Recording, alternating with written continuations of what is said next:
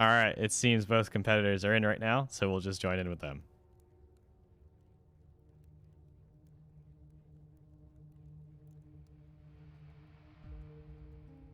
Hello, hello. Hey, Jason.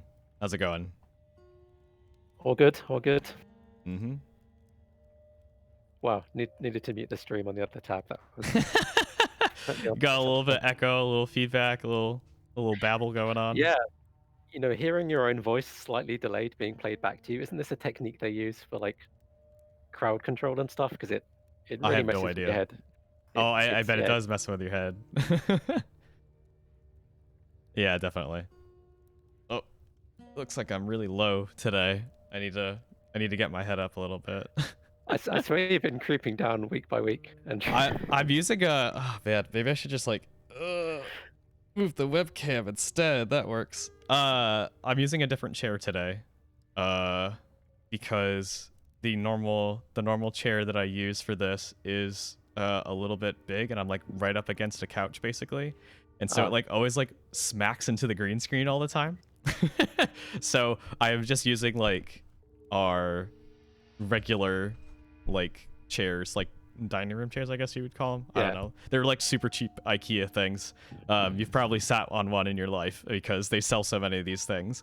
But yeah, it's like really small. So Whenever you see someone with a green screen, you always imagine they have this really like super pro space around them, but no, green screen's to hide everything. Oh hey, look at that! Now we have this nice theme going on. So love this new battle theme. It's very nice. We also have 2 custom avatars. So We do. Look at this. Look at this custom avatar crew. See, these are the dedicated players that that we appreciate. All right, what do we got? So on Works' side, we have the Engineer. We got Shio and Totem. Elemento is sporting Totem, the newly rebalanced, reworked Berserker, and Ranger as well. Okay, yeah. It seems like Elemento straight in going for one of the major reworked characters, whereas Works has stayed to something a bit more well understood. Yeah, a little bit more well understood. The Engineer also has a slight buff to this patch. So we'll see if that affects anything here. That's true. I mean, they also are in a fairly confined map, so the team comp totally makes sense on Works' side. Oh, definitely, yeah. And they both chose Totem for presumably that reason. Yeah, there's a lot of things going on in this map right now, so.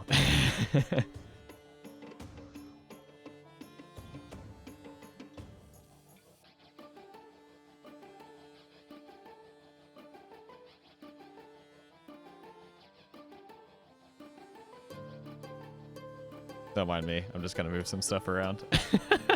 Trying to find a good place for these. I don't know where to put them. No, we're status effects. Yeah, we're status effects now. I can make us really small, and yeah, we're status effects. Why not? I'll just make it slightly smaller and shove it in the corner here.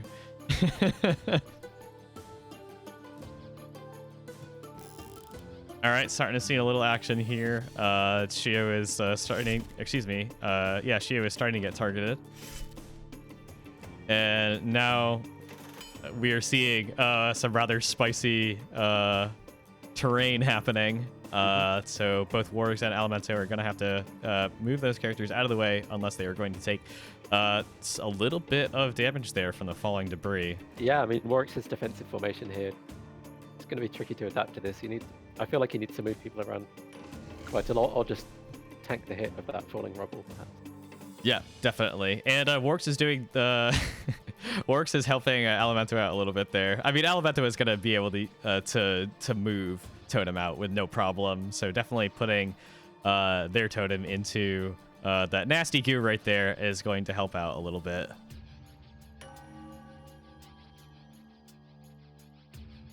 Yeah, for a character like Totem, whose total HP is not too high, what would that corrosion do? So in total, what are we looking at for damage there? About 15 damage, I believe, at minimum. They're going to do 5 damage at the start of that round, and once they move out of the way, they're going to have 2 more stacks of it. But they do have to move out of there first.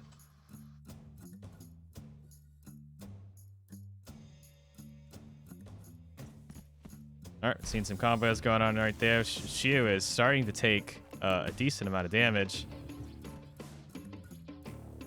And their defensive capabilities are going down right now. They're helped out a little bit by being behind that half cover right there, taking about half damage from ranged abilities. But still, taking a little bit of a beating. That being said, Warps' other characters are absolutely untouched.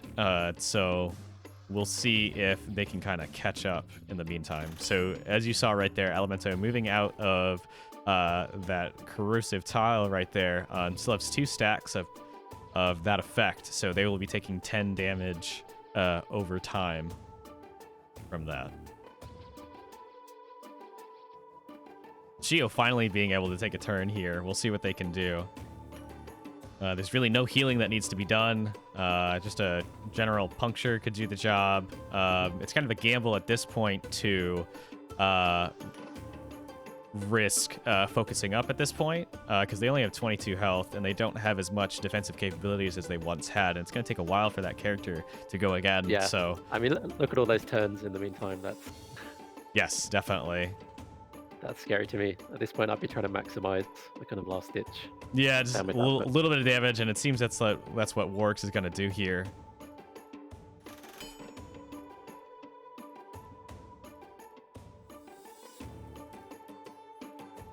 All right, we have character 6 up. Or totem, rather. We should put the word totem instead of the number 6 there. Only for my sake. Yeah, I've always debated whether the decision to have these numbers floating on top of them really makes sense. Maybe we can... They look visually distinct enough. I feel like we can ditch that now. Yeah, because I'm just like defaulting to saying whatever number is next to that character.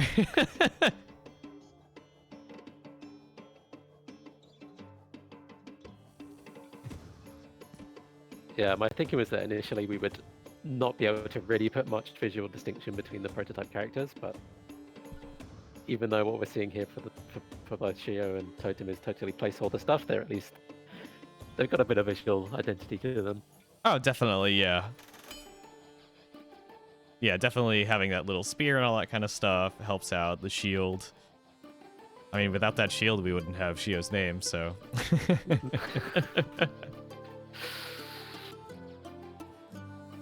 Yeah, I don't know which side of that issue I come down on.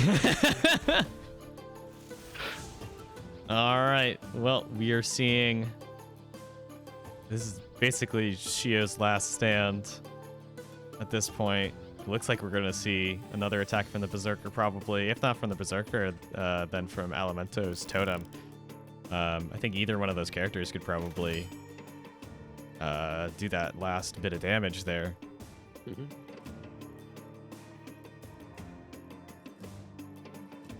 Yeah, at least Warwick just managed to get a little bit of damage in the return fire. Yes. So taking down their Shio did not come entirely for free. Yes, exactly. I think and again, yeah. I think they've done like 12 to 15 damage right there from that. But since they have not moved that character out of the way in time, they did just take a decent amount of damage there from the falling debris. 13 damage.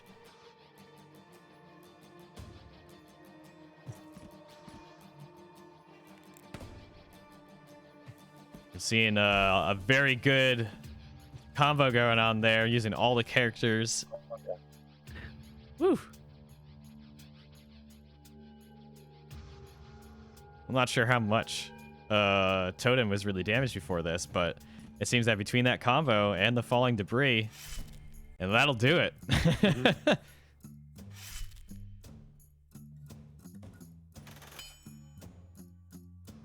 Seems that there just wasn't quite enough damage output from Warx' side here.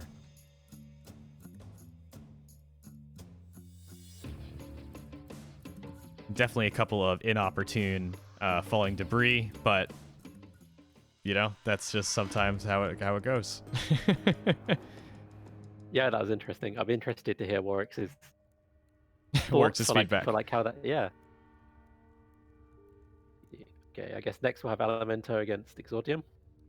Yeah.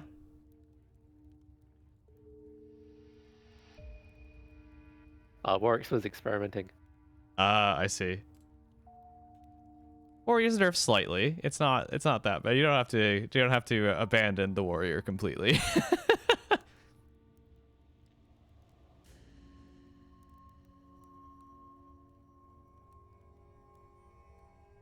Yeah, like utility-wise, that focused blocking ability Yes. could be huge, right? Yeah, definitely.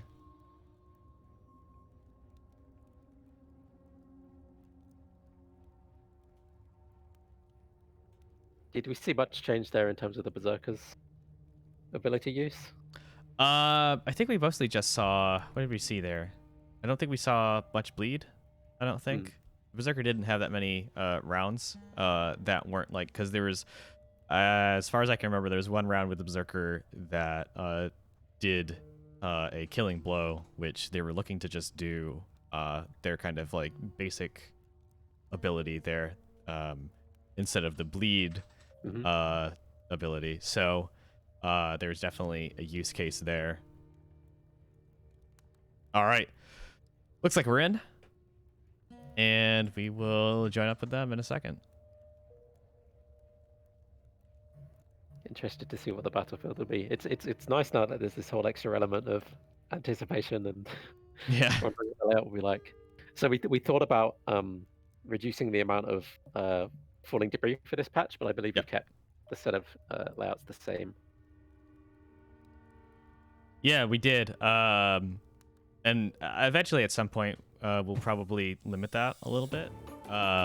But as we add more effects, but for now, I definitely think that the environment has added a lot more strategy to these matchups.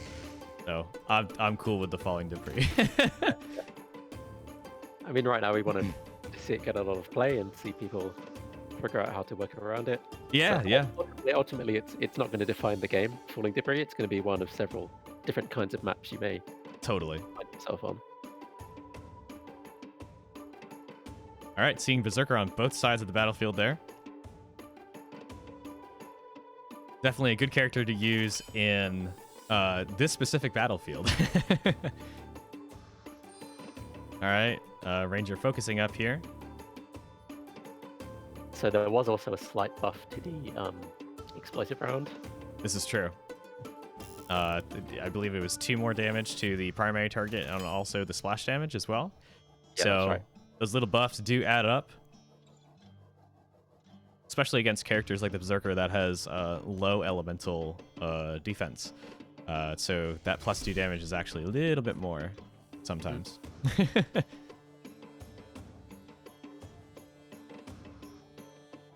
Yeah, I could have seen Warrior being an interesting pick for this, with the focus suppression. Yes, definitely. Focus is going to play a much more pivotal role in this battle than the previous one, it looks like.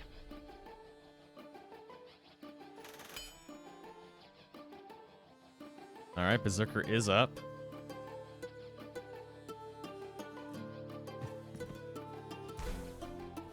All right, we get to see bleed for the first time now.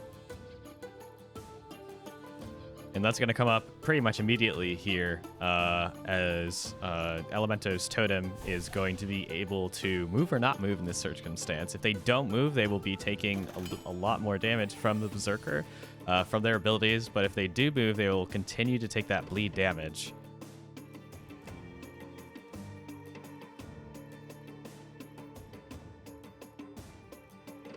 Yeah, it's easy to forget about that at the end of your turn. Yes, definitely. Like, definitely in the future we'll probably add more of a visual call out to remind you. Hey, if you do this, then don't forget you're bleeding. Yeah. right now, it's really something you have to pay attention to, but yes.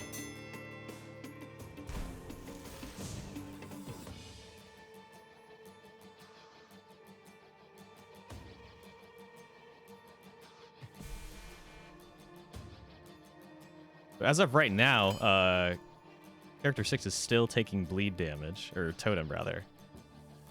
So it looks like they're going to need to use an entire turn to get rid of that bleed effect. Whew. A lot of retaliation there. Okay, so that's another, I think, change in this patch where the engineer can actually return fire more than once. Yep. Looks like Totem is Elemento is going to allow Totem to continue to take some more damage there.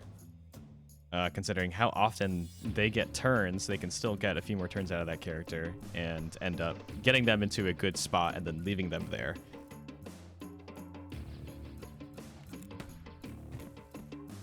All right, Elemento is spreading that damage around a little bit. Opting not to take out the engineer immediately, because the engineer will be taken out by that pressure release momentarily. Even so, the damage from that return fire, it's not... Yeah. Right? 7 points It's of not damage. minimal. That stacks up. Yeah, it took 9 damage there. Woof! Kind of a lucky break at that point. I mean, it's obviously especially true in this kind of strategy where people are lined up. All right, well. Exordium went from having 3 characters to 1 character now.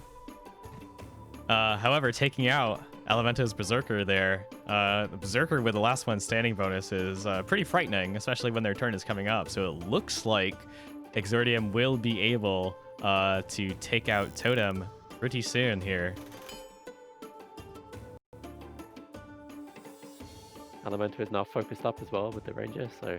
Yep, a little bit dangerous. Side there.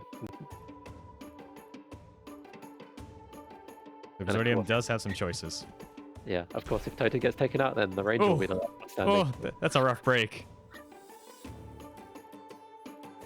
Not ideal. Totem will have 2 additional turns here. And Exordium has conceded. Yeah, that would have been a little bit rough if, you know, if Totem was able to have been taken out there. Definitely that would have been worth playing out to the end here. But in this particular circumstance, 2 additional rounds by Totem, definitely that's a lot of steam release. So not bad, not bad. So up next, I guess we're back to Elemento and Warwick's. Yeah, Warwick's, you want to get back in there? Just fast pace. I like this. Yeah, it's quick. Well, this is where the pros play. See, these are they know what they're doing. Some rather decisive victories here so far. Yeah, in terms of an environment to kind of practice and get used to the game, I feel like this is a really nice format for that. Yep. You get to play some games, you get to watch some games.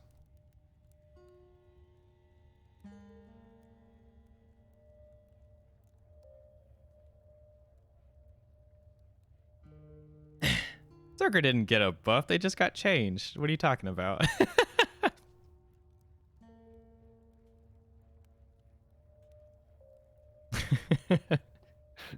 We'll see how this goes. Okay, looks like we're in.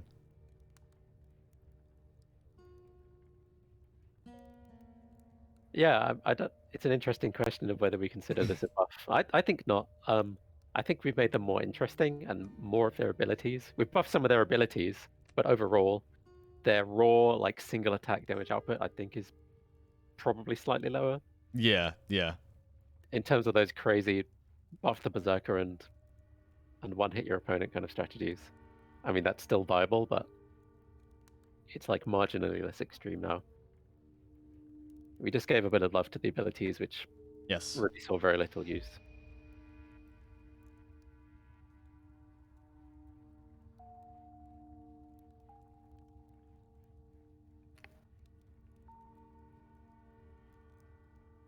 I feel like I need to make the avatars face the other direction if they're on the right-hand side of the screen. Oryx just looking off into the distance there. Yeah, yeah. Envisioning their victory.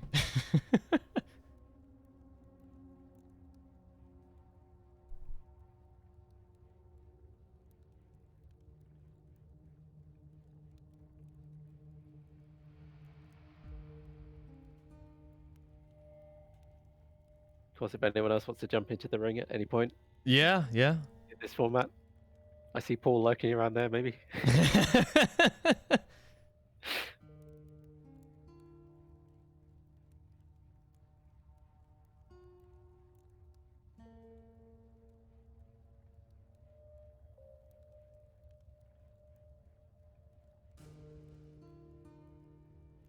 I think Exordium wants a rematch, so you might have to get in line, Paul.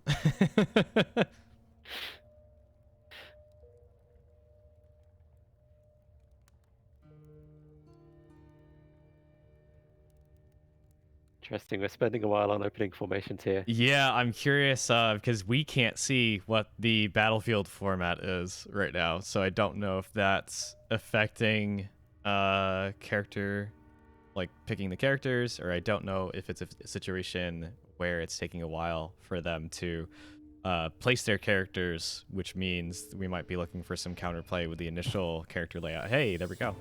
All right, so relatively complex battlefield.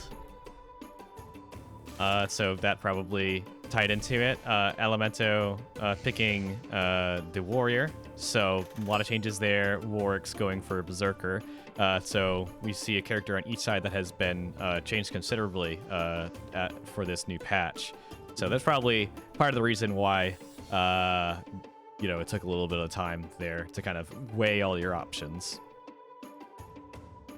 Yeah, whereas Works has the engineer, so they have the odd arm hook, which is very useful in this kind of layout. Super useful. Seems like Elemento is more thinking about building some kind of engine there, having the chemist. Yeah, chemist definitely a good character if you're going to build an engine over a single character's damage output.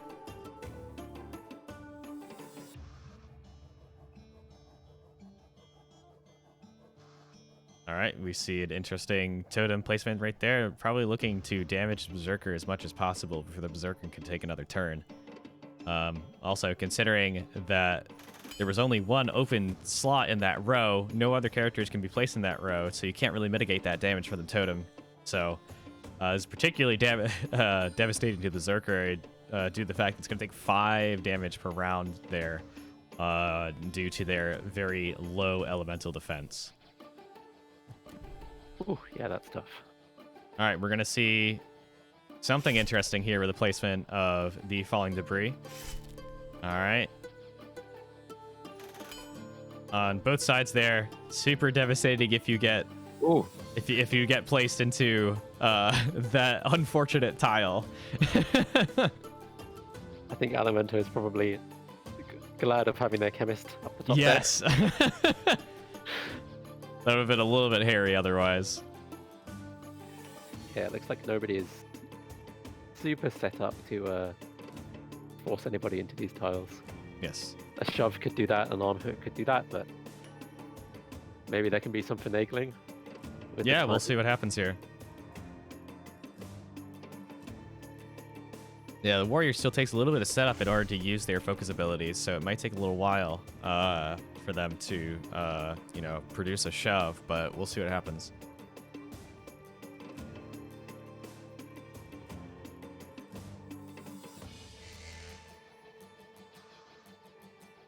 All right. Engineer, not too worried about melee damage there. Definitely all for that kind of retaliatory stance.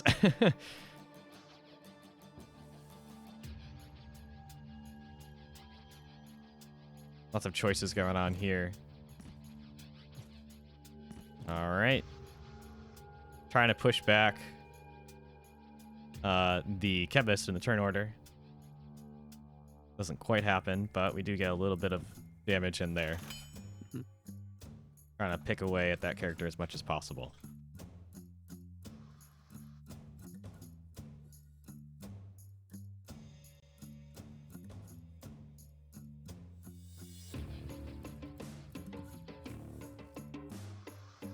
Works' warrior still very healthy at this point in the game. Definitely go for a more long-term strategy, depending on how things shape up, or they could try to just deal as much damage to the Berserker as possible early on to just kind of make Warwicks think a little bit about what they want to do with the Berserker and how to get out as much damage as possible, because they are close to half health here. Yeah, there's something interesting which happens on these small maps with the Berserker, or these complex maps with the Berserker is normally the Berserker's chasing you around, but with Steam and with the totem and with these hazards, it can start to flip, right? Where you begin shifting the Berserker around and they're kind of pushed onto the back foot. Exactly. So we'll see if Warwicks takes advantage of the kind of same row bonus there. Or they could start going after the Chemist as much as possible. They only got really one more attack on that Chemist before the Chemist is allowed to use a focus ability here. It looks like they're going to trade blows. Still pretty costly to the Berserker, but that is their highest damaging non-focus ability at the moment.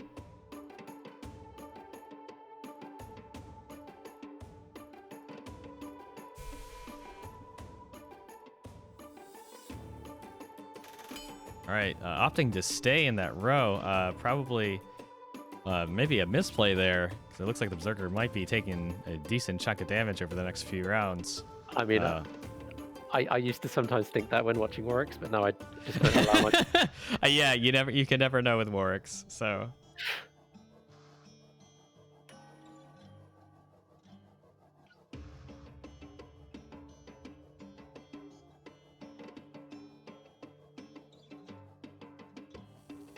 Okay, well, a rare occurrence. Rare occurrence of a misplay from Warwicks' side here. Elementive really on their game at this point.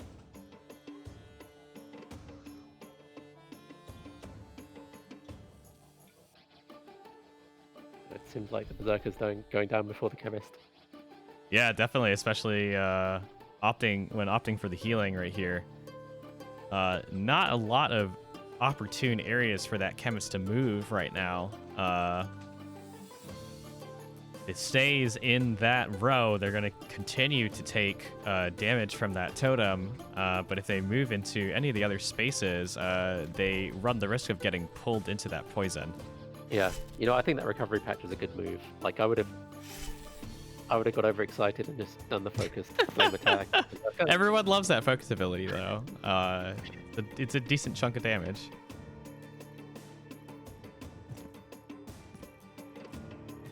All right. Looks like that's going to be enough damage to take out that Chemist. Maybe using that offensive Flame Flask would have been the correct choice here, but yeah, it's a tough call. Yeah, that came down to the RNG for the damage there even. Sure.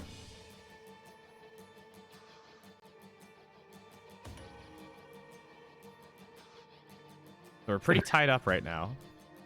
We'll see if Elemento can tie it up here.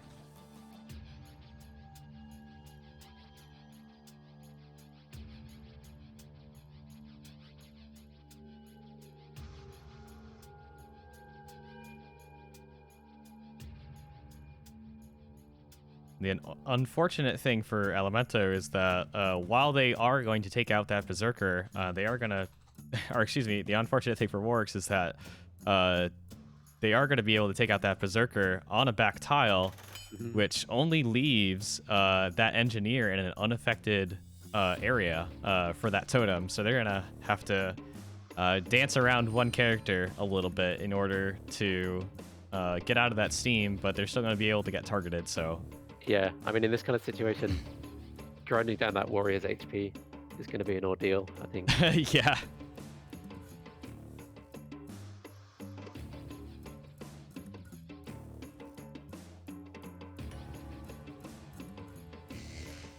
Yeah, I mean, Elementu's going to have the chance to play defensively, and with the Warwick's current totem placement, I think Elemento will potentially have time here to play conservatively. Definitely. But we shall see. All right, Warwick's starting to get some damage output there. Starting to catch up on that warrior, it looks like.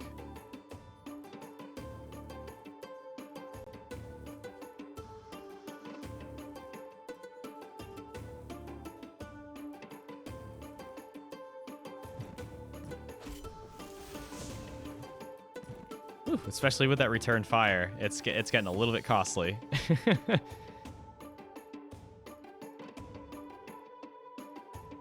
Yeah, I'm liking the return fire so far. Like, I'm hoping this will bring the engineer more into favor in certain situations. Yeah, definitely. I mean, the engineer's been used in a couple of strategies, that being paired with the ranger, as well as these more AoE kind of focused strategies. But with this stance, there's definitely a lot of opportunity to do some real damage with this character. So while they don't have much defensive capabilities when using that stance, it really helps them make more of an immediate difference and help try to focus down some characters.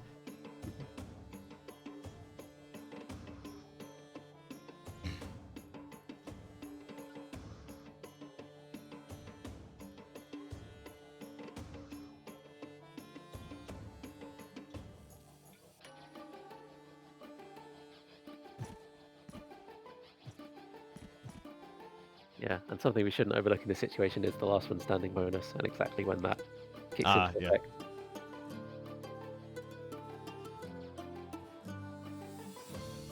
Yeah, especially with both sides locked out of that half cover.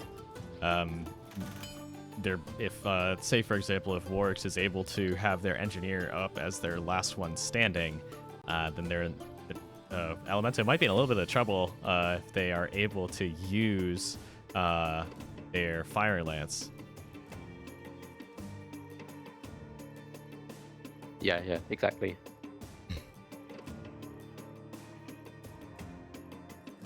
And depending on how this goes, it might look like that engineer is going to be the last one. Again, this may interact with the warrior's focus suppression. Yeah, definitely. By pushing that back by a turn could definitely make a big difference. So maybe Rorix will let that off now. All right, doing some math there, opting to move on to that falling debris.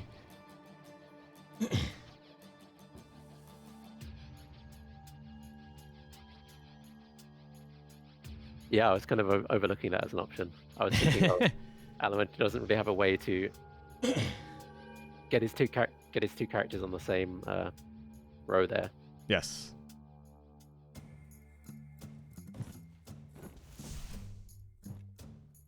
All right, just bringing that defense down as much as possible. Kind of lining themselves up for a later turn.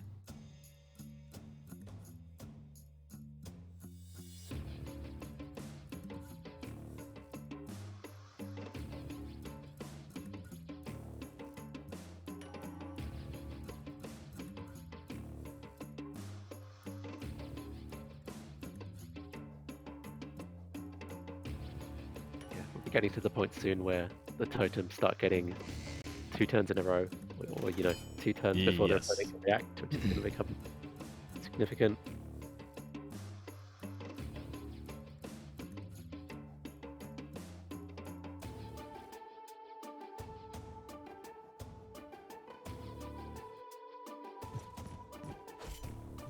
All right, looks like that's going to be enough damage potentially to knock out Warwick's totem here.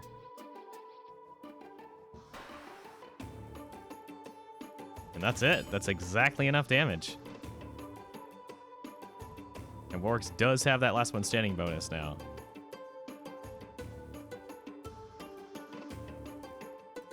They do.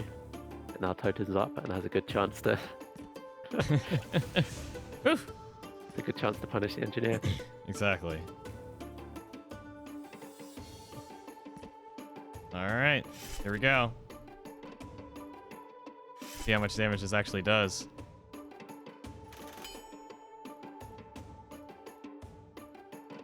Oh, here we go. Oh. Looks like they're not going to quite survive to get that off, but it was very close. Got pushed back in that turn order. Absolutely devastating.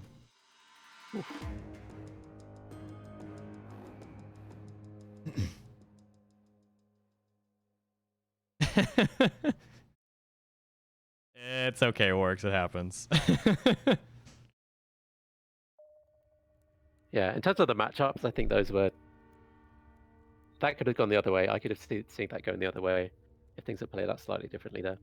Yeah, Works. Yeah, it's especially easy to move away from the acid when it's in a corner of the map. If the acid's in a more central location, as opposed to one of the four corners, it's a little bit, it's a little bit harder to get away from. But yeah, definitely in this circumstance.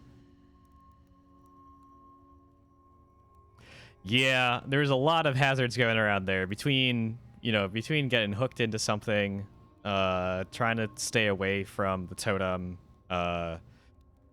and the falling debris everywhere. There's a lot of movement that was going on in that match. So yeah, definitely an interesting, definitely an interesting weighing of the options with almost every single round there.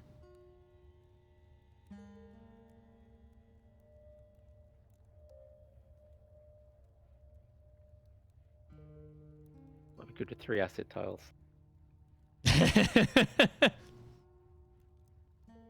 Acid everywhere.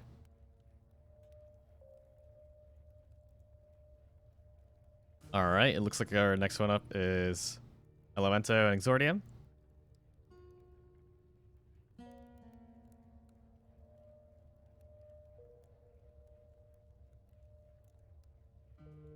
Yeah, that's true. I've noticed the falling debris treating Warwicks like quite badly over the past few battles. That's not intentional. We haven't done that on the back end, I promise you. Jason's manual placement of the next falling debris. Don't give me ideas. Challenge mode. Like, fight the dungeon master.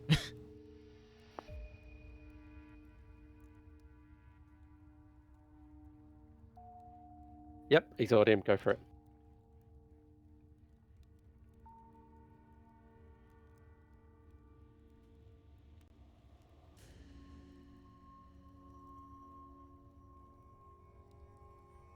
Yeah, I mean, the ranges to work, the range has also been buffed slightly, right, with the explosive round, so... And they were Yeah, never a that's true. choice. Okay, it looks like we're good to go. All right, sweet. Elemento versus Exordium.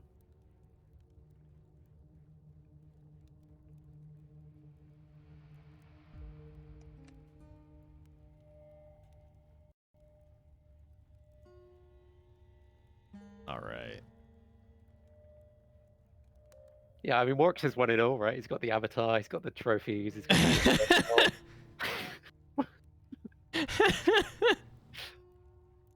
I mean, we might have a situation where, we have a tournament like once a month as opposed to every single patch. Like, I'm personally really enjoying these like more laid back kind of situations that allows people to experiment a little bit more.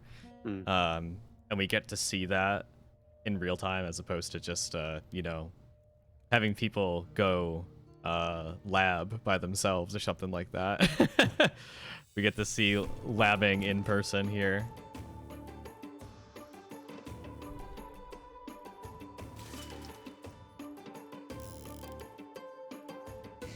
All right. A lot of half cover here.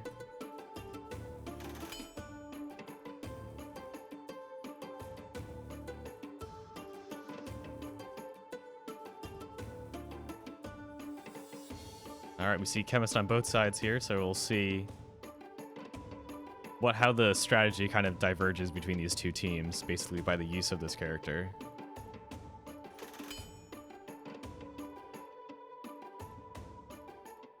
Good totem placement from Elemento there, having the Ranger be the only unaffected character right now. There are some ways around that by placing maybe Exordium's Chemist behind that other tile, other half cover tile. The only unfortunate thing is that kind of disallows them from using the effects of their healing stance, so kind of puts them in a tough situation. Yeah, I mean, there's no one else to hide behind. No warrior on Exordium's side. they've really got nothing really else defensively they can do here except for those half covers. Yeah, they might try to go for a more offensive strategy depending on how things work out.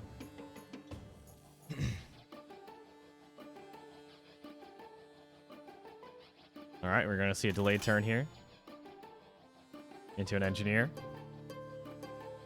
I think I know what's going to happen here. All right, taking half damage from that initial hit there, but the brunt of the damage being that trap and the the follow-up. The follow-up, it's pretty good in this situation.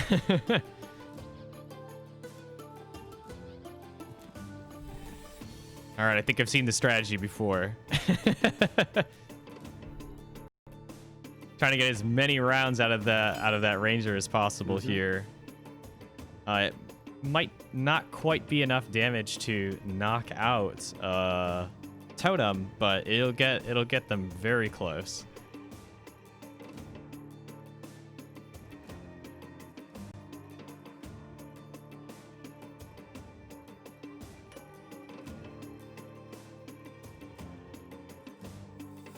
Having a hard think here. Yeah, Still gonna go for that quick shot though. No falling debris this time. I feel like with a bit of falling debris helping out, the team comic Exordium has here could be even more devastating here. Yeah, definitely. It's kind of like a high risk, high reward kind of layout though, considering that there's not a lot of defensive capability on that team. There's situational defensive capability, specifically from, you know, the Ranger does have their evasive stance, the Engineer does have their levitate, the Chemist can technically heal over time, but you really need to keep those strategies up in order to, you know, prevent one character from getting focused down.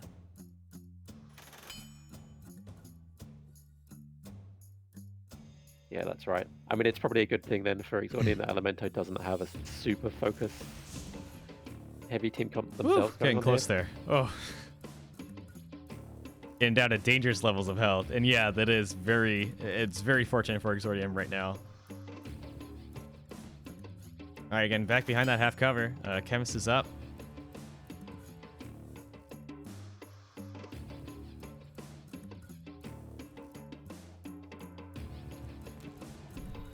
All right, opting for that heal.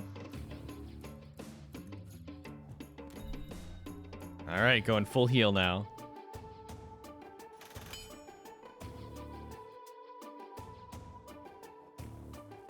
Interesting. Let's see if they can survive through to the next round.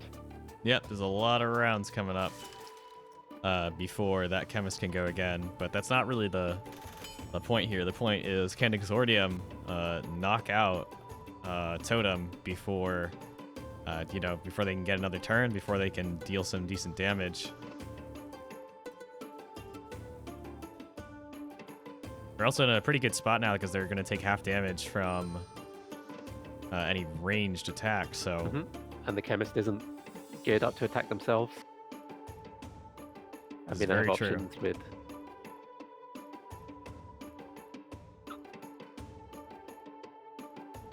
I was going to say they have options with like bigger, but not in this case. They've already used focus, so delay turn is not an option there. And they opt to move back into cover as opposed to trying to leverage the Chemist. Yes. Trying to get as much damage output as possible from that Ranger for the time being. Putting them back behind that half cover helps a little bit against Totem. Also opting for a more defensive stance here. It's more effective for Exordium than it is for Elemento right now because Exordium is able to heal 2 characters in a row instead of just focusing on healing Totem. Yeah, it was maybe worth the shift back there for Exordium. Maybe didn't allow them to maximize their output on those skills there from the Ranger and Chemist, but they're now in a relatively sweet position with the cover and with the Chemist. Yep, this is entirely true. Backing up the Ranger. Although having said that, if Totem can survive, then they're well within range of that Totem in the back there. This isn't... Yes. Yep. Yeah, really, Exordium's really all in at this point on trying to knock out Totem, but it looks like Totem might be getting some health back, unfortunately. This is a really tough decision right now because Exordium needs to figure out if they want to switch their primary target or if they want to continue trying to focus them down. But, you know, so much of their damage output is ranged. So they're in kind of a tough situation at this point. Mm-hmm. And there goes the warrior punishing the melee approach. Yes. So it looks like, excuse me, it looks like Totem's going to have another round, and that's another heal for them. Back up to 19 health there. Exordium does have some powerful abilities banked up at this point, though, so we'll see if they can push through that wall. Because really, with this current setup, they're kind of disallowed from using that trap to its fullest extent because they're gonna they would have to switch onto a secondary target to use that, and that's where a lot of their damage output comes.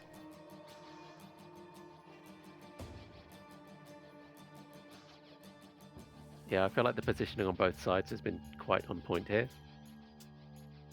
So Elemento is really keeping their totem guy safe, not just with in terms of help, but in terms of positioning and, as you say, not allowing them to be hooked into anything. And Exordium's also got a nice little setup there with the Ranger and Chemist.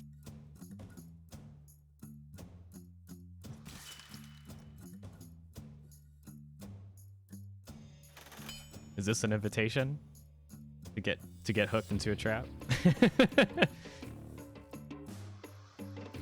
Who knows?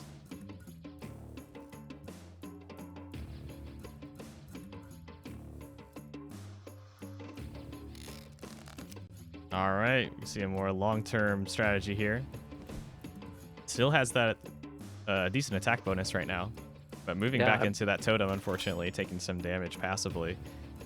Yeah, I mean, healing up worked for Elemento with totem there, so Exordium taking the Q there and doing the same with their Ranger. Exactly. Yeah, this could have gone much differently if totem had not survived through, and then now they're back up and looking not too bad at all right now. Yeah, especially with the next round coming up, they're going to heal for an additional 7 plus whatever stance the Chemist has. Woof! A little retaliation there, but a significantly smaller fireball coming from the engineer. All right. Exordium put it in a very difficult place there. With Elemento almost untouched there, so yeah, they just couldn't quite push through to knock out Totem. They could have run entirely differently in this circumstance, so I felt that was also quite close. I mean, Exordium knew when it was over, but yeah, there wasn't much in there. Yeah. All right. Paul, do you want to jump in next? Paul, can you take out Elemento?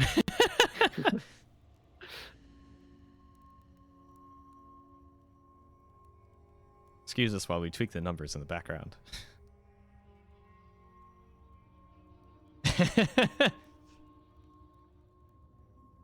Oh, and Warwick's is next, by the way, so no pressure.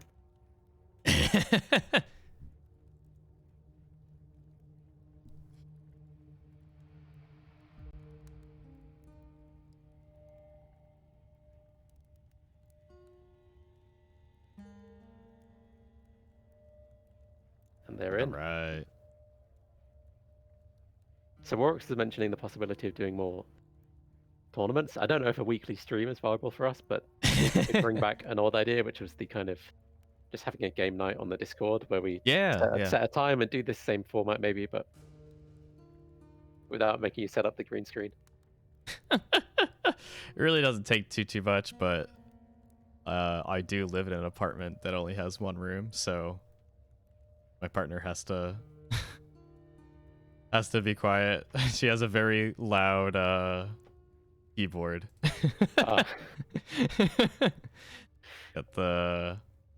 We tried to get quiet keycaps, but still very much louder than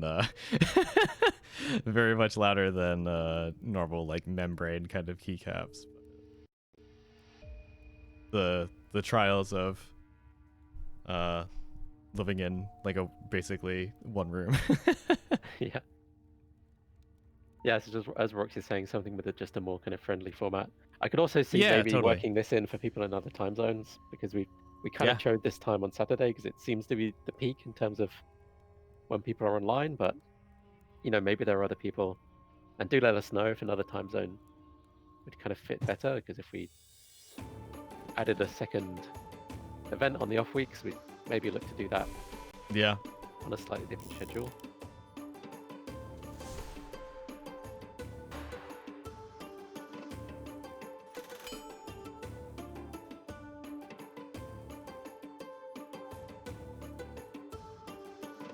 Yeah, I'm curious about maybe canvassing the community again to see like if they just want to do like a normal game night, who would be involved, who would be like available for that. We can try to like concentrate as much people at the same time. So yeah, we might move into a situation where we have like a real like formal tournament like once a month, but have a lot more of these like kind of casual kind of setups where people can experiment and we can chat about strategy and do all that kind of stuff. So one of the factors is we've always been thinking about, do we want to give people a chance to try out the new patch and really learn it before doing the big tournament? Yeah. So as you probably know, our patch schedule is we kind of have a big major patch, and then we tend to follow that up with a more minor patch, which will refine things based on feedback. So when exactly in that cycle we should place the tournaments with prizes and all of that. Yeah.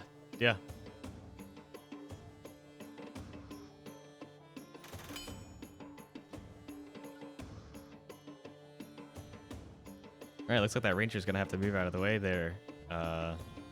Fortunately for Paul, falling debris has no effect. Yeah, I mean, Alimento is well and truly stuck in that row while the engineer is still up with their arm hook, right? Yeah, that's very true. Paul is closer to the corrosion, but it's less of a threat to him right now. Yeah, there's no arm hook, there's no shove, there's no way for Alimento to force basically Paul into that row.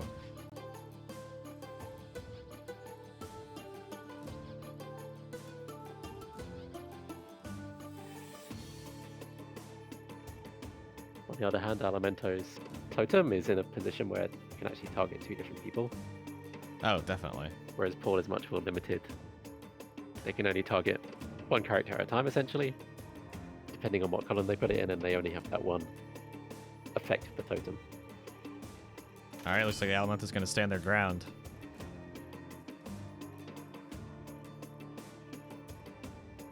Interesting. So I wonder if they're focusing up, anticipating an early heal there. That's not something we see very often.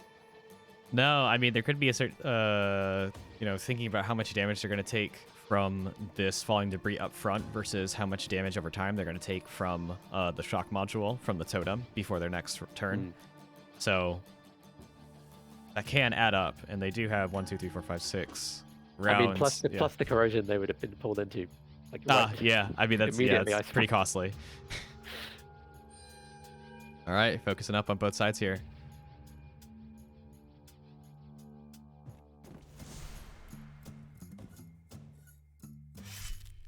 Paul's unafraid right now of getting hooked into anything.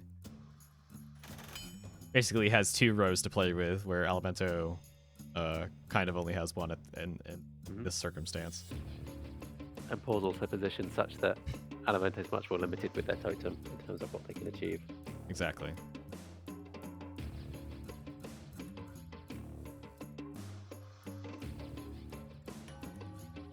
Man, Alimento really wants to get rid of this engineer, I feel. It would then at least, with everyone lined up in Paul's row like that, the Berserker would normally fare quite well, but with the danger of that hook attack. Exactly.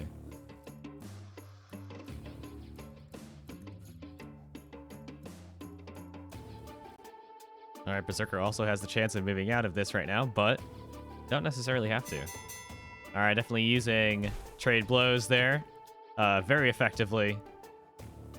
Getting some damage in on that on the engineer as they can. And they are indeed going for moving the Berserker up into the danger zone. for the offensive boost of that tunnel vision. Yeah, definitely a lot of offensive opportunities in the next couple rounds here. Looks like if Paul moves Totem a little bit, oof, getting that perfect Totem placement now. Yep. Paul no longer limited here. But the question here is the engineer going to be taken out before their next turn? I mean, maybe we have character 6, and then we have the ranger, and then another totem. The problem here is, I suppose, the tunnel vision won't support that, which I guess is why Paul's opted to go for totem back there. Yes, yes. Shifting their focus a bit.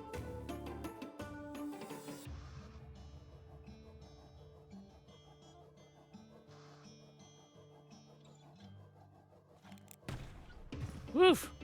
Yeah, surely Elemento's plan involves not getting Yeah, definitely. All right, getting that line of fire right there. That's some decent damage output. So we're seeing the buff to explosive round bring that damage up a bit. So it was about 28, 30 damage in total. That's good. Yeah, that brings it about in line to, I think, where we want it to be. Yeah, that feels about right for a well-placed focus attack, especially one where you need the positioning to be right.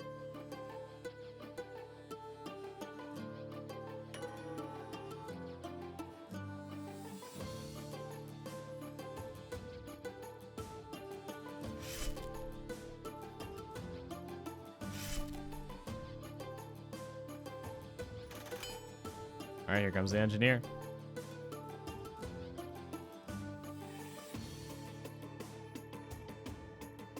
Able to hit 2 characters with their focus ability there, or they could opt to just pull someone in for a long-term strategy, but looks like they're kind of a little bit in the danger zone in terms of getting taken out by range attacks.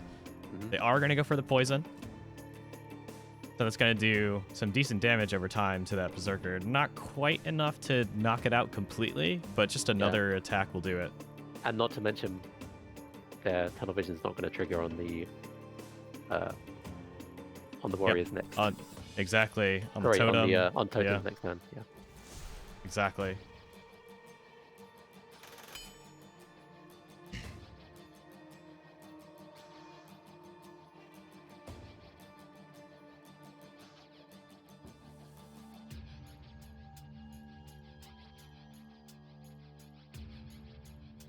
Elemento's Totem relatively untouched, so they have a little bit more options here, but they're going to go for some combo strategy there to try to take out Totem, and it looks like they're going to be able to do it. Unless that Steam Cloud dissipates. Yeah, that's true. And after this, the engineer's probably within range of being mopped up as well before their turn comes back around. Yep, it's getting a little bit tricky here. Paul can't really target that Berserker because their warrior is going to get poisoned. So they're going to have to search for a secondary target. Their ranger is looking pretty good considering that, they're not in an evasive stance.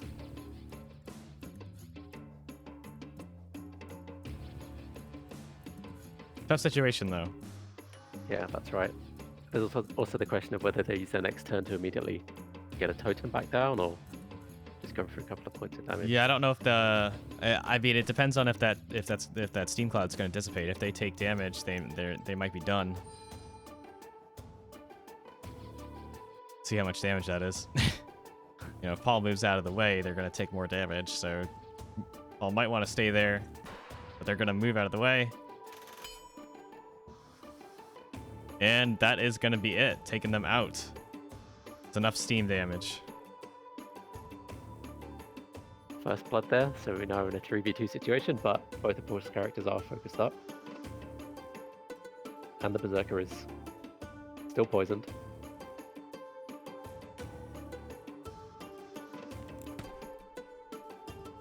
I'm just trying to chip away at that warrior.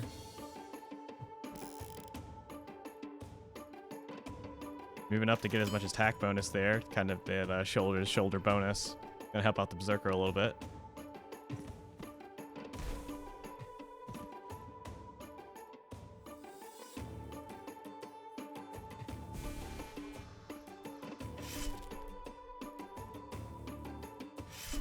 this stage in the game, the bleed looks like potentially going to make a difference. Yes, definitely.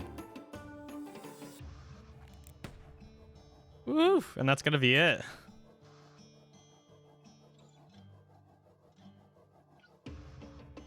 And Paul concedes. Paul, I think you could have taken out somebody, at least a couple of characters there, but yeah, that was really close. It's just that Paul's characters just got taken out a little bit too early, and we didn't get to see kind of the end result of those focus abilities there.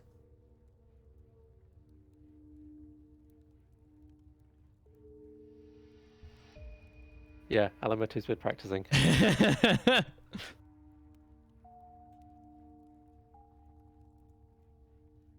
I think we're up for a rematch right now. You in, Warwicks? Gonna try to pick yourself up.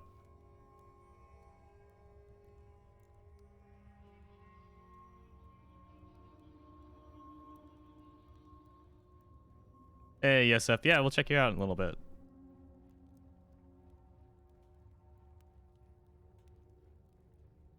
All right, looks like we're in. Yeah, switch over the battles real quick. Looks like we're good.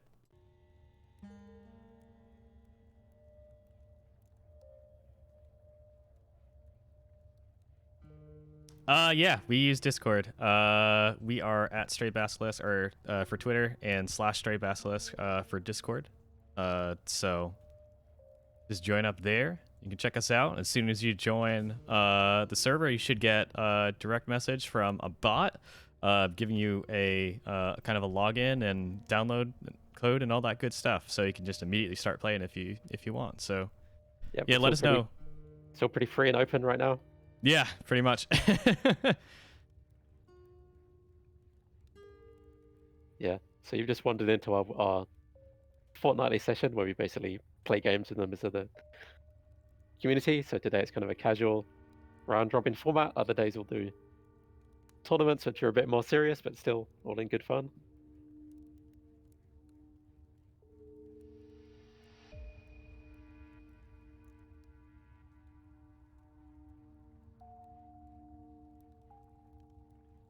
Cool. Are you guys variety streamers, or I'll have to check you guys out at some point?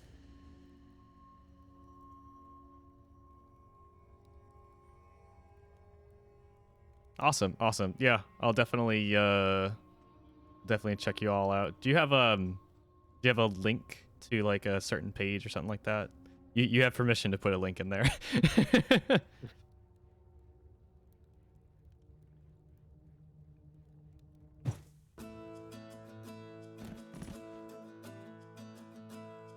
All right, looks like we've got some poison up at the top. All right, sweet. Thanks, Joseph. Check you out in a little bit after the stream's over. All right. Berserker in their element right now in a 2-row combat situation. Yet again, we have an engineer. Elemento very stubbornly trying to keep in that bottom row.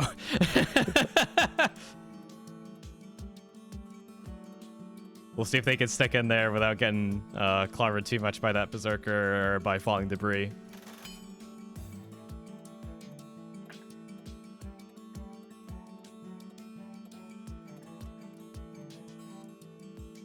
Cool, thanks, Joseph. Thanks for checking us out. All right, let's see who Elemento is going to target first here. And then we can kind of strategize from here. It looks like they're trying to get Totem to go for as many turns as possible here. So okay, we're going to see some pressure releases going on. Yeah, we're going to see some overload, rather. Yeah, I don't know how that's going to go yet, but it looks like they're just trying to get pressure releases out, deal some decent damage. We're going to see some immediate cashing in on the pressure release there. Do some decent non-focusability damage.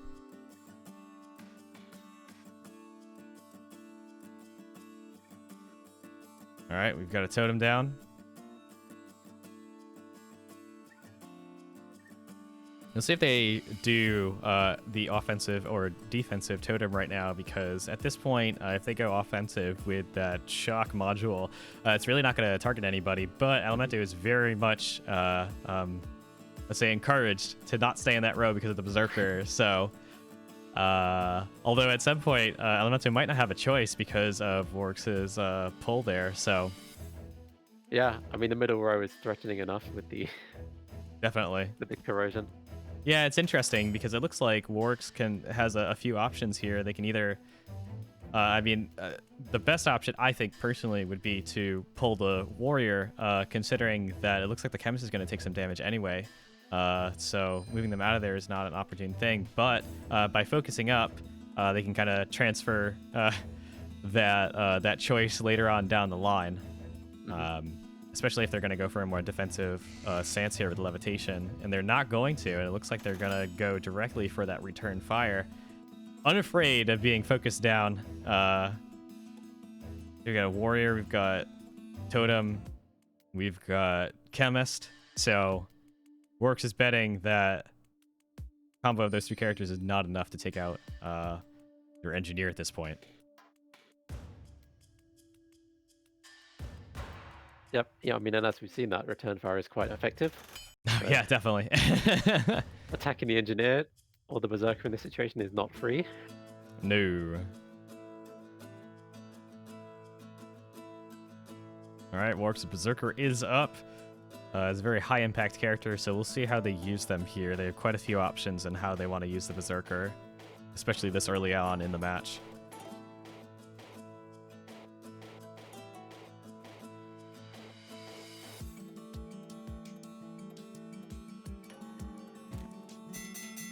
All right, trying to maximize the damage against that Chemist, but taking a little bit of damage there, paying a price. I would say paying a price in this circumstance. But it looks like we're going to be able to get at least one more combo out on that Chemist here.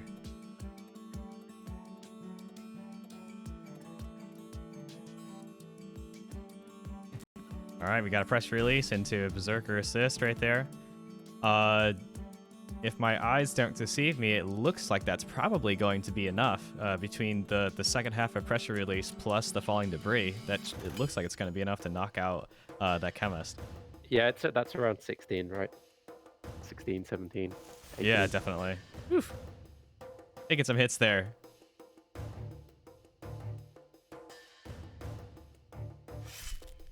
All right. Well, yeah, that looks like it's gonna. Oh my gosh. That's gonna be more than enough. It looks like. All right, no, wait, we're down to 1. Oh. Woo. Darn. Okay, and they're focused. That's a big change there. That's absolutely devastating to Warwick's plan right now. Yeah, I always reach for the Chemist fire against the Berserker. Meme achieved. Right through. Everything is fine. This is fine. This is fine. Steam, fire, doesn't matter. This is fine. The only thing it's missing is steam, fire, and a corrosive tile. Corrosion. I'll tell you, you might have to work on that meme there. Just stack them all up. Berserker has to survive all of those 3 things though, so you would believe might have some homework to do. Stack as many of these as possible. Actually, you know what? Difficult thing would be to get all 3 of those plus the falling debris on that tile and just see like how absolutely messed up things can get. That is a challenge. No, editing is cheating. Don't edit them on. Has to be in engine.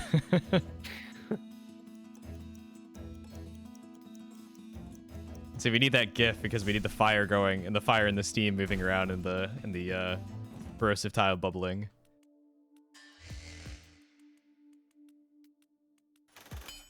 I have to introduce a couple of new tile effects just for the the sake of this. Well, the issue there is making sure that all the tile effects are visible. Yeah, at a certain point they're gonna start clipping through. I think actually those would kind of stack on top of each other. The current ones would. Yeah, for now they will, right? Yeah. but we might get into a circumstance where we might have to like cycle between stuff like rapidly, so people will know like different things are there. Or if they hover over the tile, it just gives them like a laundry list of all the effects. So maybe we'll get into that situation. Yeah, that's definitely on the cards to improve some of the tooltips on the battlefield. Yeah, I've been a little lax in my commentary right now, but it looks like Works is getting close to avenging themselves. Yeah, Works is making moves. Making moves here. Still has focus on that engineer. There's quite a few turns until the engineer is going to be able to do something, but they're very close to knocking out Totem right now. So Elemento kind of out of luck there in terms of maneuvering. They couldn't really stay where they were. They couldn't go forward. They could, if they go back, they're gonna start getting hit by that totem. Work's getting extra lucky there, getting the damage placed onto the warrior instead of totem. So they're able to maximize that damage output, eke out as much points of damage as possible. Yep, I mean a warrior on last one standing is formidable, but. Woo! I mean, there was that slight debuff to the basic slash. Yep, basic slash. So. Yep.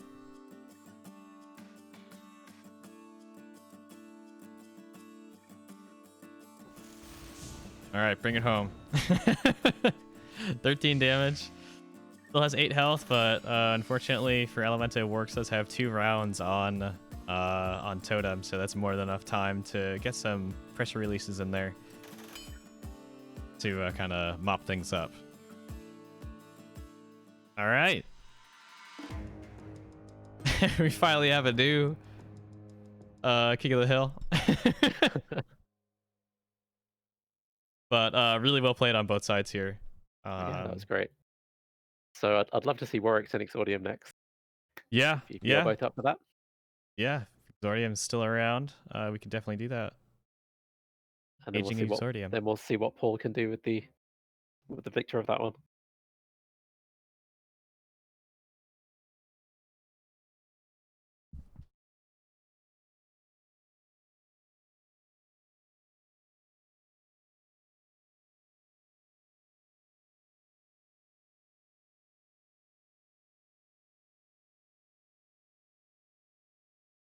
Paging Exordium.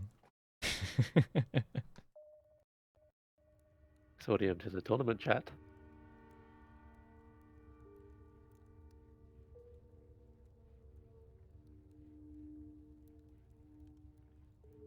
I think the thing that I'm most sad about is that in this widget here for the tournament chat, you can't see like, I don't think you can see like reactions or all of our cool custom emoji. You can't see other stuff.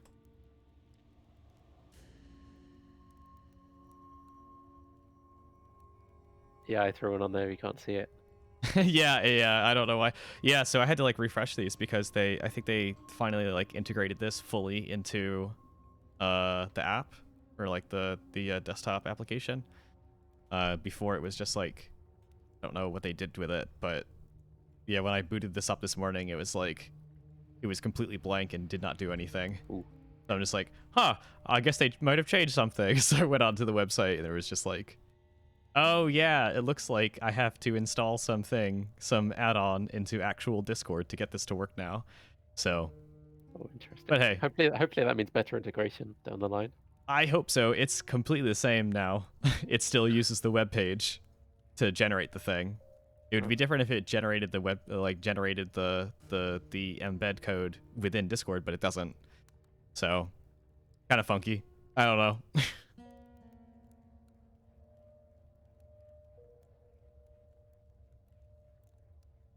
All right, it looks like Exordium's a ghost in the wind. Yeah, so... I saw Exordium typing there though. I think they're an appear offline kind of person.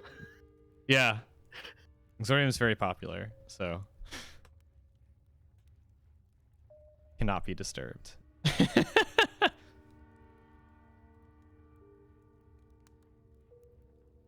see if we can get them to get one more match in there.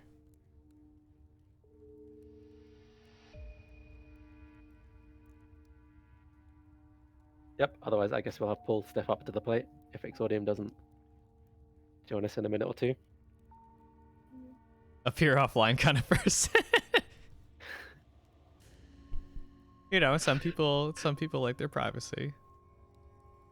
Yeah, I can understand that. I've definitely done that on Steam before. So I've definitely appeared offline. So I had a meeting a few days ago, and it was like a big call with like eight people in it or something, and nobody was online on Discord. And then the time came, and everyone just joined the call, and I was like, Pow. I realized, like 7 out of 9 people in this server are just always appearing offline. Pretty much, yeah. Oh man. Okay, Exordium is in. Exordium's in. He's manifested. Okay, no worries. Let's make it a good one. No, it's all good.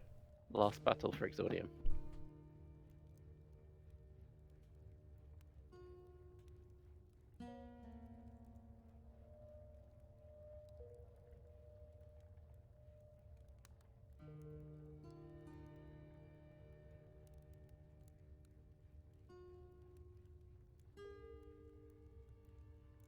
Yeah, just let us know when you guys are in there too. So yeah, it you looks can join up. Looks like they're in. Yeah.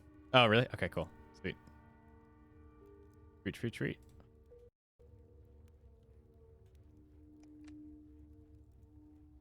All right, let's get in there.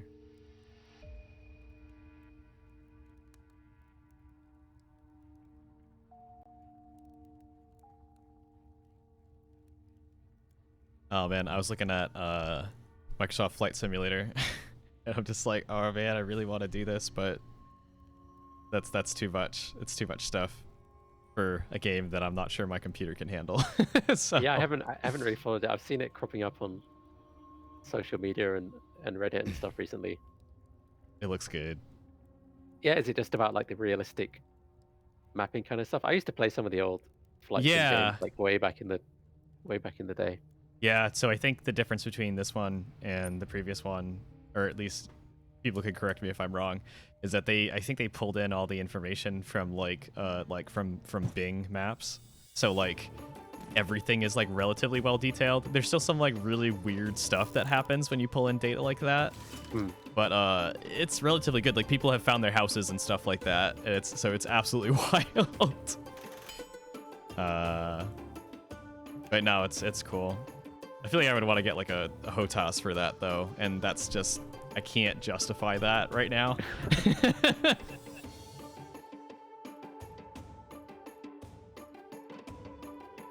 All right, look at this classic map right here, wide open.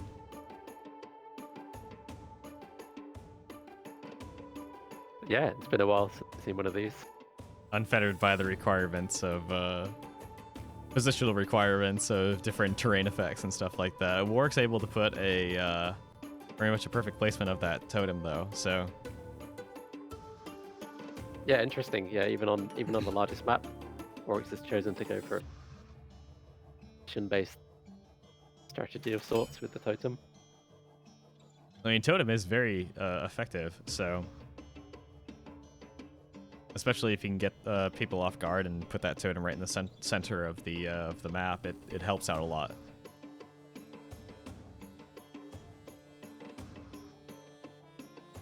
Yeah, that's true. I suppose the difference on this map, I mean, they're still just as effective. The difference is Exordium has options, and Exordium is able to do their own positional stuff and not just worry about being pulled into time the whole time. Yeah.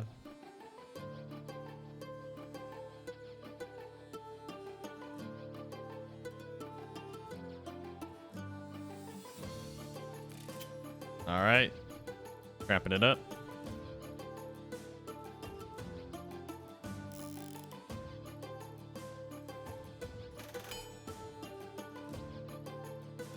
Will we see a shove, I wonder? Yeah, that's the hope, right?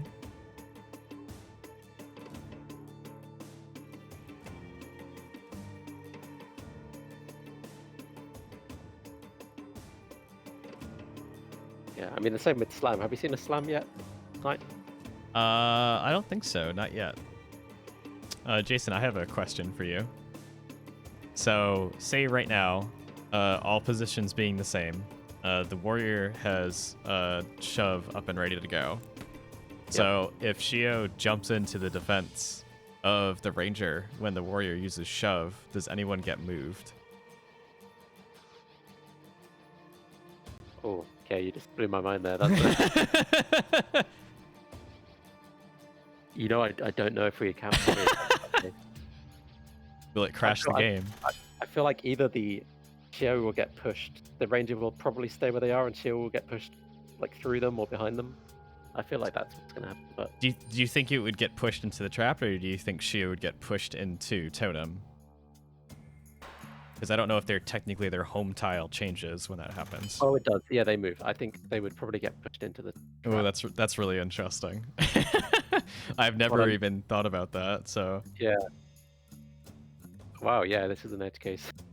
That's the thing when you have these stances and all of this crazy positional stuff. Yeah. The what's gonna happen? Yeah, the kind of like side to side kind of guard situation there. Yeah, I haven't really seen that yet. So I guess that shows you how much shove has been used. So yeah, which is not much. Shove can be particularly effective, but yeah.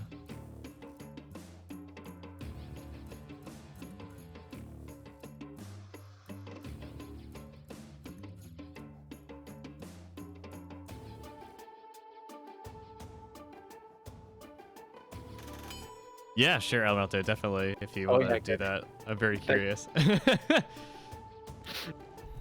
I'm incredibly curious. But actually, we might not have to wait. Check this out. You're gonna do it, Exordium. I believe in you. Oh my god! We've done it. Look at that. Look at that positioning change. Oh, but we're back though. So that is interesting. Check that out. Okay. Technically, it was a temporary positioning for the stance. So they were affected by that, shoved into the tile before, and they were able to go back because it's triggering your stance. It's not actually like on their regular turn. So yeah, that's wild. I feel like that's kind of right in that they return to their home position. I think it's right, personally. It fits the rules of what we've been doing, so yeah, visually there was a bit of jank there. Yeah, visually it's a little weird, but sort that out when we get the new artwork through the pipeline. Yeah, I feel like that kind of resolved how I would probably have hoped it would. Yeah, no, that's cool. I like that.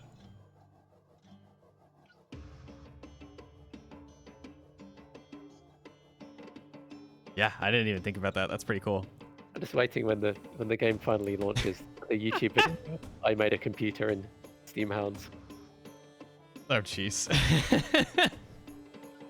Like, people always amaze me with what they're able to do. I'm sure there's some real funky stuff people will figure out eventually with all of these stances and reactions. Yeah, hopefully that happens during beta so we can get all the infinite loops out of there. Yeah, interesting. So infinite loops are one thing we kind of can test. Yeah. It's easy to detect them. So we have something where we have AI, which kind of just battles itself, and that'll detect certain situations like that. But things which, the problem is you can't really test things which don't crash the game, but just kind of resolve in an intuitive way. It's mostly about the intuition, I think, for how people expect things to kind of play out. Yeah, exactly. Yeah, Elemental, that's exactly it. It's Steamhounds during complete.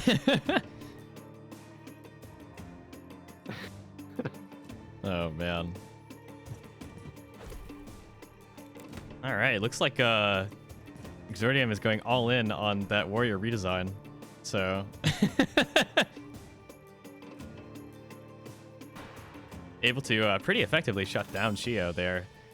Unfortunately, their chemist has been knocked out, but you know, depending on which characters are more effective against which characters in the end in a 2v2 situation, you know, it might be all right. Warrior looking a little bit worse for wear though right now, so.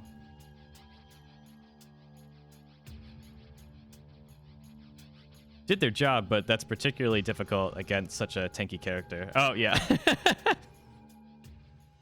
Our early concede there.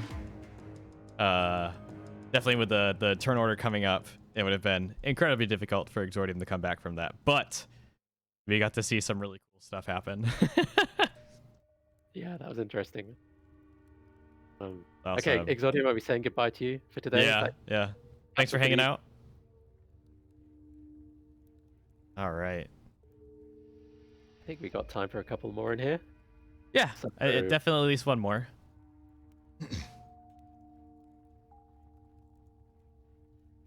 Yeah, Shio isn't really as affected. Well, I mean, considering it's really open, they're able to defend a lot of characters in a lot of different, like, positional situations, so.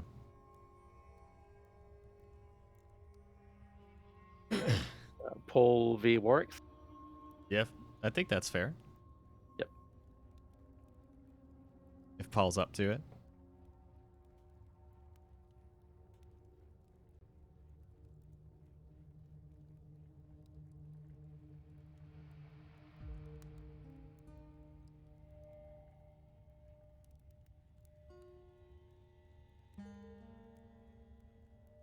Yeah, that's true. Well, yeah, I think we were remarking on that earlier, where it's how when there's things to your side and you can't always lock in, you know, if they disrupt things and you need to move out of the way to line people back up so that they take advantage of Shio's guard, really, can be pretty tricky because there's only limited. It's super powerful and super kind of wide ranging, but there's also very particular shapes and arrangements which you need to be in.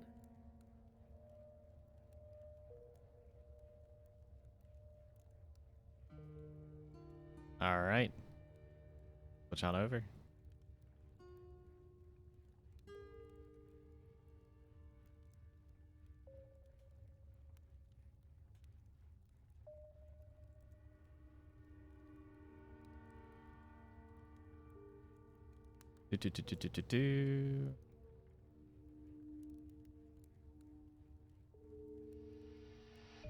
All right, we are in there.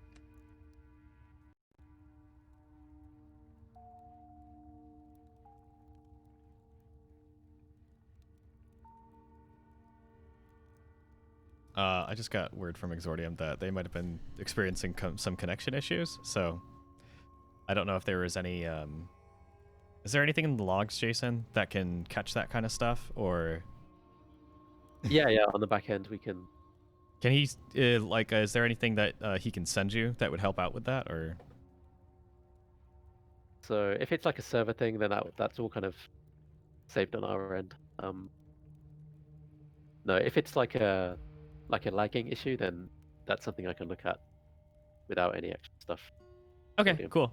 Yeah, I don't know if it has to do with their connection or if it has to do with something weird on the server or something like that, but if it has to do with their connection, it's not... we can't do anything about that, but, you know, thankfully this being a turn-based game, the lag's not the worst issue that could possibly happen with this, so as long as it's not like disconnect issues, and that would be slightly different. Woo, look at that lineup. Okay. Okay, this time we have engineers on both sides. It's interesting because the difference in strategy here is that Works is foregoing the combination between the engineer and the ranger, and instead is subbing in Totem, who is again really powerful in this situation as well. So it's definitely interesting to see how these situations play out when there's just like one character difference. But even so, there's a lot of different things you can do with these characters. So you know, I mean, everyone's pretty much always going to be in range of your Steam and your system overload. Yes. I feel like you have less to do in terms of the passives of the totem in this kind of layout. Yeah, well, basically the idea is to like pull someone into the more damaging side of it. So but that being said, it looks like the Berserker is positioned in the center there, so they can't get pulled into there. So they can't get that like 5 damage per round in there. So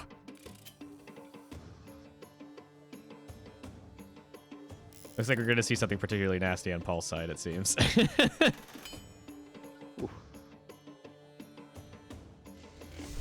Just enough time to pull that off. And here was me thinking that he was going to pull the Berserker into there, but no. Oof. Yeah, you know, we've seen a lot of people... Wow, that damage, that combo. Wow. Ow, he's done. Oh, Didn't even need that falling debris. We need to play back the logs on that one. Yeah, that was kind of crazy. I feel like that was a good choice. We've seen a lot of the engineer being kind of menacing, floating around there, being, you know, hard to take out, especially with the hook. The threat of the engineer's hook. Yeah, so we get an arm hook into a trap with a support onto that. Oh my gosh, that's a lot. And then we had the return fire. Yeah. Lots of going on there. Yeah, Ali, you tapped away at the wrong 10 seconds. One opening combo. That's impressive.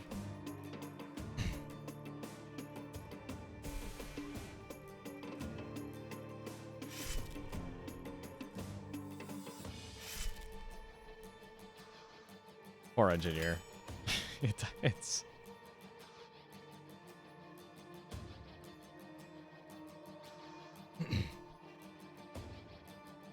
Still got a ton of damage output potential between the Berserker and Totem, so...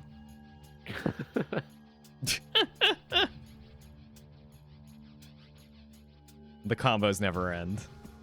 I could never pull this. I never got to the level in a fighting game where I could love those combos. It still seems kind of superhuman to me.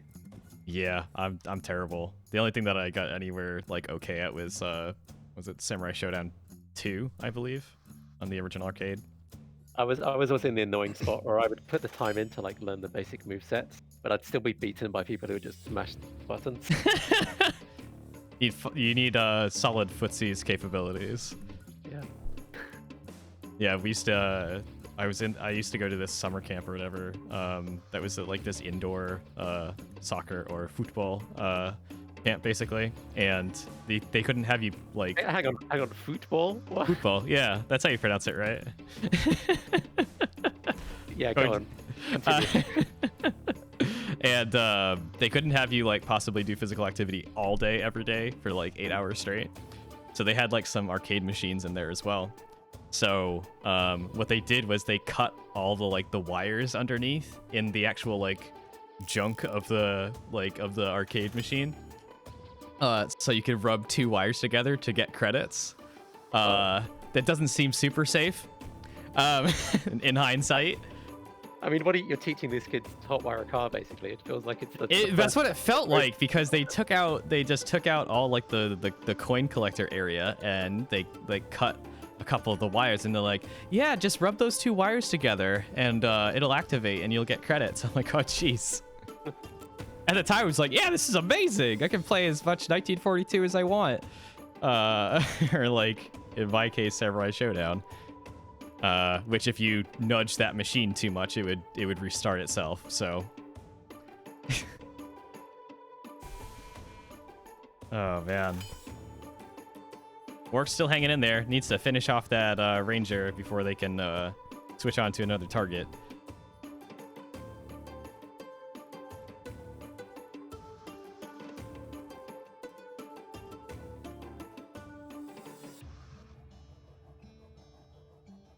Yep, my quality watching the stream just dropped, so I can't tell how much health the ranger has right now. Oh no, why did my qualities drop? No, Is it on my end? Okay. Mine. I was gonna say, darn. Yeah, I officially permanently have the gigabit connection now, so I won't be magically losing it randomly by forgetting about permanently upgrading to it, so.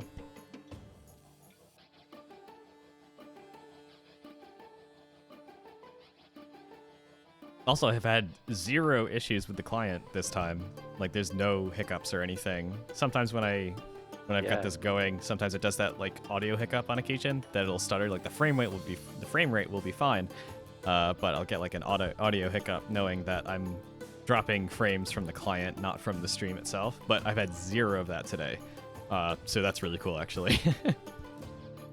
I don't know if you tidied some stuff up on the back end, but that's a weird thing. No, just gremlins in the machine. Ooh, getting arm hooked into there.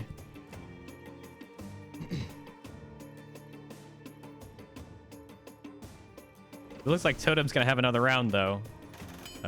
Just barely.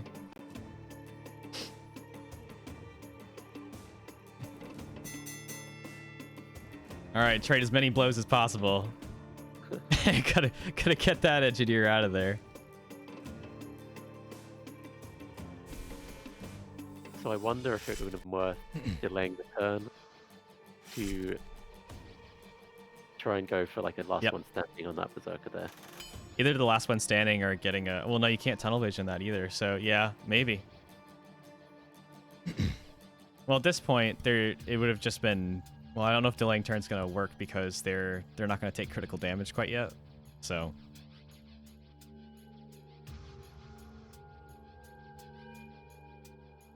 Because they're down to 1 health. All right, trying to push that Berserker back in their turn order as much as possible, but...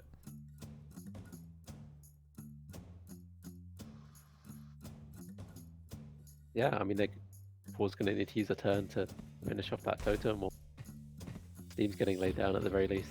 Yes. But they opt not to do that.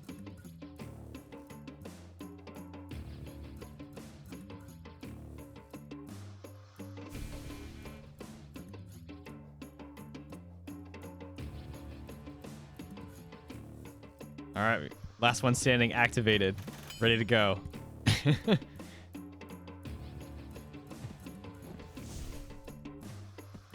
Getting in a lot of damage there. Down to 1 health, miraculously. No longer able to trade blows. If they were in a situation where they actually had, if they had their Intimidate stance up, that might have gone slightly differently. But still, that was an incredible amount of damage that would have been very difficult to come back from. So yeah. Yeah, and the chip damage from the lingering bleed there. Yeah, that it starts to add up, definitely. Yeah, that combo at the start was very difficult to come back from. It was a valiant effort trying to get back from that. But that was just enough damage to completely obliterate the engineer. So, but all right. I think we're just about ready to wrap this up. Yeah, we had a fun What do you think, Jason? Had a fun few battles there. I feel like Alimento probably has to be crowned Ultimate King of the Hill. We'll double check. Okay. We're on top for quite some time there. Yeah, definitely. But I feel like pretty much every battle. I mean, we had some pretty high level players almost exclusively here, but every battle, even though some of them kind of snowballed towards the end, the matchups felt close like every time, and a couple of different decisions or slight differences could, each battle could have gone either way at some point. Yeah, work. Slowing that engineer would have been pretty good. But yeah, it's a lot of damage coming up real quick. So yeah, and we're definitely seeing some interesting people in real time kind of figure out some of these strategies and team comps.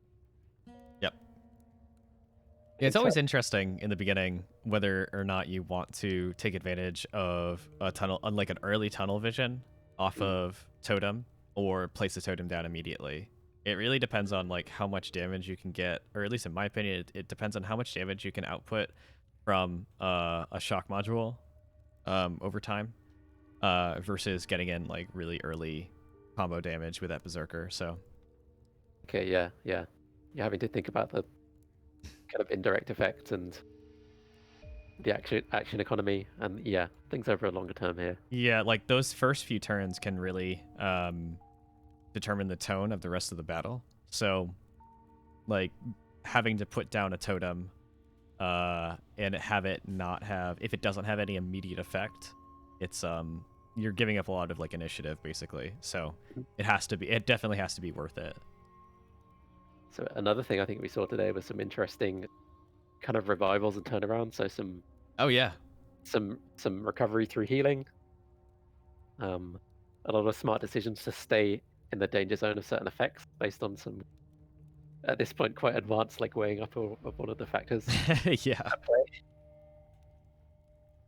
But it's great. This is what we want to see. Kind of competitive level play.